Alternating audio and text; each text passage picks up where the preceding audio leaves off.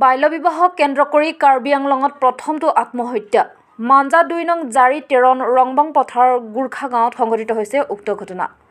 বাল্য বিবাহৰ অপৰাধত পুত্ৰ ৰাহুল চেত্ৰী জেললৈ যোৱাৰ পিছতে আজি আত্মহত্যাৰ দৰে চৰম সিদ্ধান্তৰ পথ বাছি লয় মাতৃয়ে।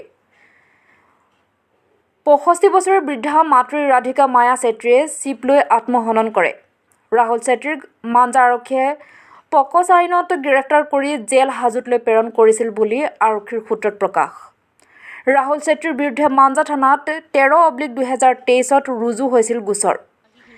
পৰিয়ালৰ লোকে ৰাহুল চেত্ৰীক বিনা চৰ্তে মুকলি কৰি দিয়াৰ উপযুক্ত ক্ষতিপূৰণ দাবী কৰে।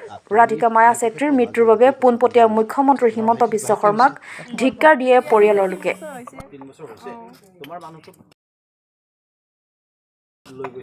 আমাৰ ঘৰ মানটো লৈ যাইছে ঘৰ মানটো লৈ যাইছে এটা এৰিব লাগিব। আমি কি খাব ঘৰতে এটা সি কামাই কিনে আনিলে আমিতো খাব পাই, সি কামাই কিনে না আনিলে আমি খাব নাপাই। চাউল নাই ঘৰতে, আমি কি খাব? না বেমাৰ না ট্ৰিটমেন্ট কৰবে, পয়সা বি নাই।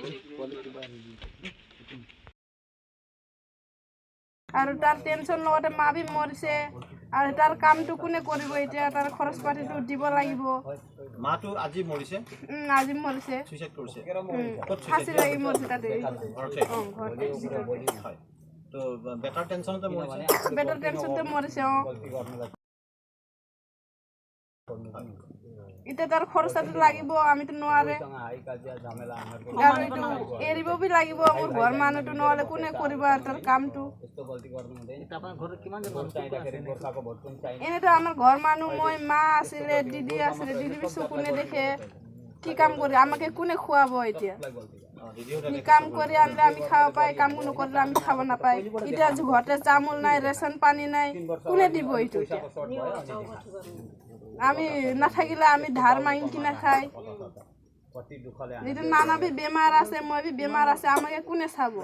আমাৰ ঘৰ মানুহ নাই, কমোৱা মানুহ নাই। আছিলে এই ভাইটিক সেইদিন ৰাতি 12:15 মাজতে পুলিচবিলাক আহি উঠাই লৈ গৈছে। উগ্ৰবাদীনৰ কি হয় না এইটো একো কথা কোৱা নাই। ইহঁতে ডাইৰেক্ট আহিছে, উঠাই লৈ গৈছে। একো মানে চৰকাৰৰ পৰা একো মানে হেৰি বি পঠোৱা নাই, কাগজো পঠোৱা নাই। ৰাতি আহি উঠাই লৈ গৈছে। এই টেনশ্যনৰ পৰা তাৰ মাটো ছেকেণ্ড দিনত তাত গৈছিলে থানাত যোৱাৰ পিছতে তাতে ফিট হৈ গিৰিছে। এই সময়তে চৰকাৰবিলাক একো চোৱা নাই, এনেকৈ লৈ গৈছে।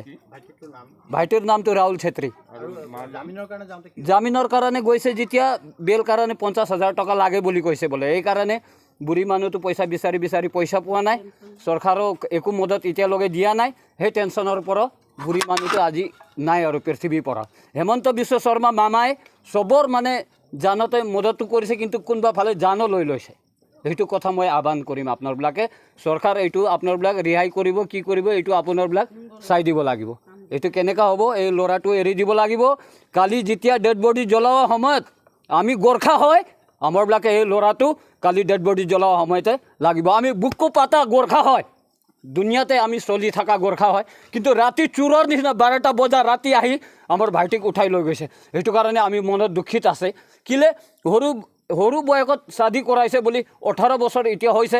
এতিয়া 2023 পৰা যদি এই কানুনটো কৰে, তেনেহ'লে আমাৰো ছোৱালীবিলাক আছে, আমি মানিলোঁ হয়। কিন্তু আগতে সি একো নজনাকৈ এই কামটো কৰিছে। এইটো কাৰণে আমি দুখী আছোঁ। আজি আমি সকলো ৰাইজক এইটোৱে আহ্বান কৰিম।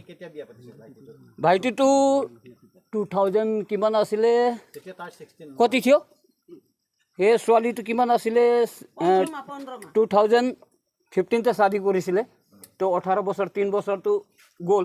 3 বছৰ আগতে শৰ্মাই মানে একো চকু দেখা নাই।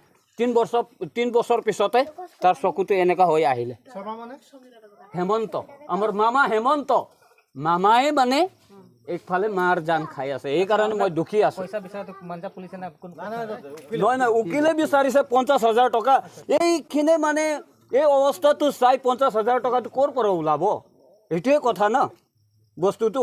দুখীয়া পৰিয়াল, একো নাই, ঘৰ বাৰী এনেকুৱা আছে, গাই গৰু নাই, একো নাই, দিনে হাজিৰা কৰি খোৱা মানুহ। এটা দাদা আছে, সি কেৰালাতে আছে। 250, 300, 400 টকাকৈ হাজিৰা কৰে, ঘৰত পঠাই অলপ খাব পায়। সেইজনী চাওক, বোৱাৰীজনী বেমাৰ, এই ছোৱালীজনী বেমাৰ। এই দবাই পানীটো কোনে কৰিব হেমন্ত নকৰিলে কোনে কৰিব সি আহিব লাগিব ইয়াত আহি কিনে কৰি দিব লাগিব केस এইটো तीन একদম केस लेके भन्छ तीनटा केस लेके भन्छ